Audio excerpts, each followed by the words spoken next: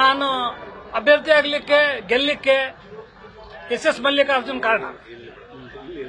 ಕಾಂಗ್ರೆಸ್ ಪಕ್ಷ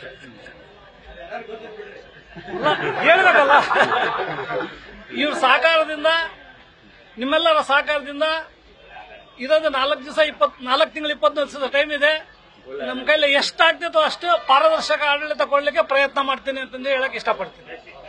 basic needs, ಆಮೇಲೆ ನಮ್ಮ MP ಮೇಡಮ್ ಫಂಡ್ ಬರ್ತೈತಿ ಈಗ, ಅದನ್ನು ನಮ್ಮೂರಿಗೆ ಸ್ವಲ್ಪ ಜಾಸ್ತಿ ಕೊಡ್ಲಿ ಅಂತ ಹೇಳ್ತು. ಬಹಳ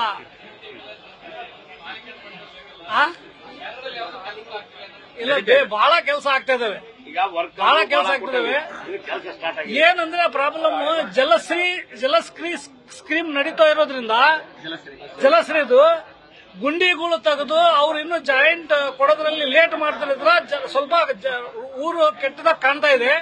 ಅವರು ಇನ್ನೊಂದು ತಿಂಗಳಲ್ಲಿ ಅವರು ಗುಂಡಿ ಮುಚ್ಚಿಬಿಟ್ರೆ ಉಳಿದಿದ್ದೆಲ್ಲ ಕಾರ್ಪೊರೇಷನ್ ಇಂದ ರಿಪೇರಿ ಮಾಡಿಸಿ ಎಸ್ ಮಲ್ಲಿಕಾರ್ಜುನ್ ಅವ್ರು ಏನ್ ಮಾಡಿಕೊಟ್ಟಿದ್ರಲ್ಲ ಆ ರೋಡ್ಗಳನ್ನ ಅದೇ ರೀತಿ ಮಾಡಕ್ಕೆ ಪ್ರಯತ್ನ ಮಾಡ್ತಾರೆ. ಇವತ್ತಿನ ದಿವಸ ದಾವಣಗೆರೆ ಮಹಾನಗರ ಪಾಲಿಕೆ ಮಹಾಪೌರ ಮತ್ತು ಉಪಮಹಾಪೌರರ ಚುನಾವಣೆಯನ್ನು ಯಶಸ್ವಿಯಾಗಿ ನಾವು ಇವತ್ತು ಈ ಸ್ಥಾನವನ್ನು ಗಟ್ಟಿಗೊಳಿಸಲು ಇವತ್ತು ಕಾರಣೀಭೂತರು ಯಾರಾದರೂ ಇದ್ರೆ ದಾವಣಗೆರೆಯ ಕೊಡುಗೆ ದಾನಿಗಳಂತ ಡಾಕ್ಟರ್ ಶಾಮನೂರ್ ಶಿವಶಂಕರಪ್ಪನವರು ಮತ್ತು ನಮ್ಮ ದಾವಣಗೆರೆ ಉಸ್ತುವಾರಿ ಸಚಿವರಾದಂತ ತೋಟಗಾರಿಕೆ ಮತ್ತು ಗಣಿ ಸಚಿವರಾದಂತ ಎಸ್ ಮಲ್ಲಣ್ಣನವರು, ನಮ್ಮ ಸಂಸದರಂತ ಪ್ರಭಾ ಮಲ್ಲಿಕಾರ್ಜುನ್ ಅವರು, ನಮ್ಮ ಮಹಾನಗರ ಪಾಲಿಕೆ ಎಲ್ಲ ಸದಸ್ಯರ ಆಶೀರ್ವಾದ ಇವತ್ತು ಮಹಾನಗರ ಪಾಲಿಕೆಯ ಮಹಾಪೌರ ಉಪಮಹಾಪೌರ ಆಯ್ಕೆಯಾಗಿದ್ದೇವೆ.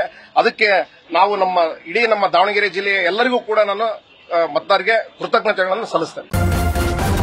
ನ್ಯೂಸ್ ಫಸ್ಟ್, ನಿರ್ಭೀತಿಯಿಂದ ನಿಮ್ಮ ಪರವಾಗಿ.